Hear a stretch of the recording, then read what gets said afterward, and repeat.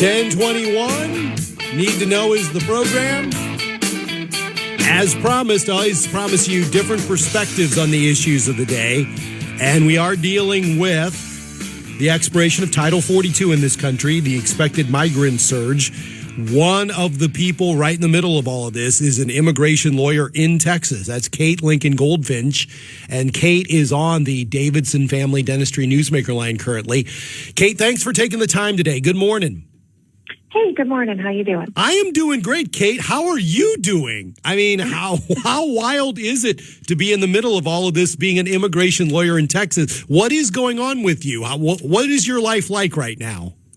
Well, we've been here before. As Texas immigration lawyers, we've weathered a lot of storms related to migrants at the border, family detentions, family separations, unaccompanied kids stuck in custody a couple years ago. And so the storm du jour is that the Title 42 that's been in place for 3 years ended yesterday. And so what that means is that we now are processing asylum seekers at the border, as we always have since World War II. So we had this 3-year closure, and now we're, handling the backlog of asylum seekers who were waiting for their opportunity over the last 3 years. So there's a lot of hopeful migrants who want to get processed in right now, and we're dealing with that. And when you talk about the backlog, Kate, which first of all, let's talk a little bit about the process. You're an asylum seeker. Is it that you do have to in some way prove that you are being politically or physically you're in danger in your former country? Exactly how does that work? Sure. It's a very specific provision of the law. And it, you have to show that you have been persecuted and that persecution was because of something protected, like your race or your religion, your nationality, your political opinion, or your membership in a social group.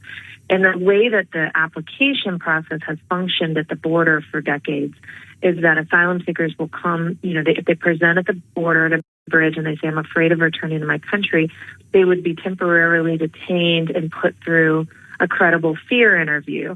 And if they didn't qualify, they'd get deported at that point. But if they did qualify or potentially would qualify, they'd get processed into the country where they would prepare for a final hearing before a judge. That's quite extensive. You have to provide testimony and evidence and get cross-examined and maybe have an expert. So that is the process that we've had in place. And then when Title 42 happened, we just shut down the border completely, under COVID, for COVID reasons, supposedly, and said nobody can apply for asylum at all during this period of time. So, Kate, now let's get to the backlog. I think we needed to understand the process first and foremost. What kind of backlog are we talking about for folks that are really legitimately trying to go through this process? It's difficult to know exactly what that number is. And one of the reasons for that is that when you have a policy in place like Title 42, people who come to the border or they're caught crossing, they'll immediately get rejected back to Mexico. And then they might try again same day or next day, because a lot of these migrants, they're homeless refugees in Mexico and they're facing a lot of violence and kidnapping and stuff from the cartels. It's really a dangerous situation for them and their children, their families, so they might keep coming. So the rates of apprehension along the border are inflated because there's a lot of returning, hopefuls. But tens of thousands of people would like the opportunity to apply for sure.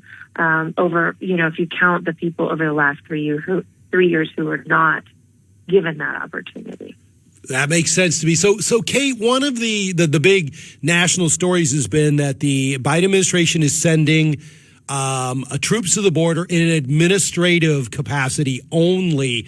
Is that, in fact, helpful in regard to expediting these kind of hearings?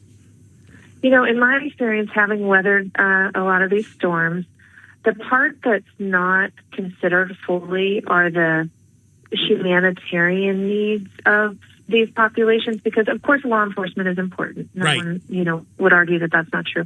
But really what we need is shelter for these people while they go through the process so that they have food, they have adequate, warmth, They might have medical care if they need it. And I think that in my experience, sometimes that is the stuff that is not given enough attention. And so we see things like people held, under bridges in the sun or in very cold detention centers, or kids getting lost in these processing centers.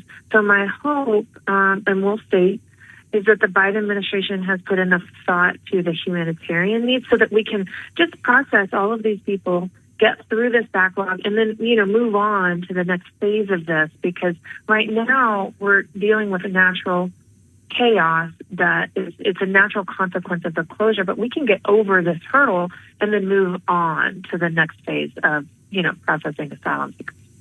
Kate Lincoln-Goldfinch is an immigration lawyer in Texas, and what's great about having these guests from Texas is just real pragmatic, practical reality of what is going on right now in Texas. And Kate, that was a great perspective. Thanks very much for taking a few minutes today.